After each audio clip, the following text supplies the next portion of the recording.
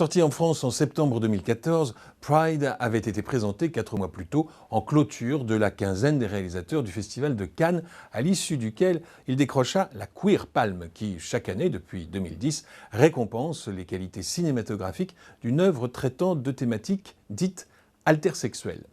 C'est le comédien et dramaturge Stephen Beresford qui fut à l'origine du projet. Ayant entendu parler de ce groupe d'activistes gays et lesbiens venus en aide aux familles de mineurs en grève, il en avait parlé au producteur David Livingstone qui lui passa commande d'un scénario définitif immédiatement adressé à Matthew Warchus.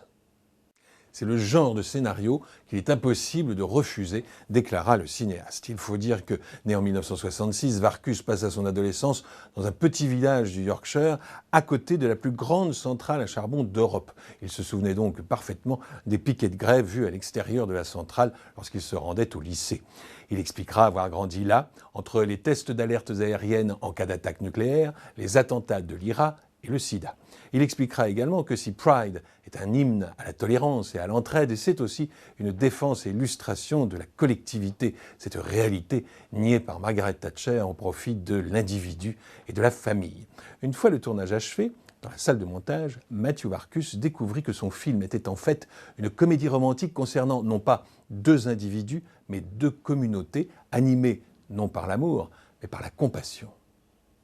Parmi la brillante distribution de Pride, on reconnaît dans le rôle de Cliff, le vieux mineur avouant enfin son homosexualité, Bill Nighy, comédien anglais né en 1949 qui, parallèlement à ses activités théâtrales et télévisuelles, poursuit depuis le milieu des années 70 une riche carrière cinématographique. Dans les années 2000, on l'a vu mi-homme, mi-pieuvre, en capitaine de vaisseau fantôme dans Pirates des Caraïbes, en général allemand opposé à Hitler dans Valkyrie de Bryan Singer, en patron de radio libre dans Good Morning England de Richard Curtis, en ministre de la magie dans Harry Potter et les reliques de la mort, ou encore en époux désabusé dans Indian Palace de John Madden.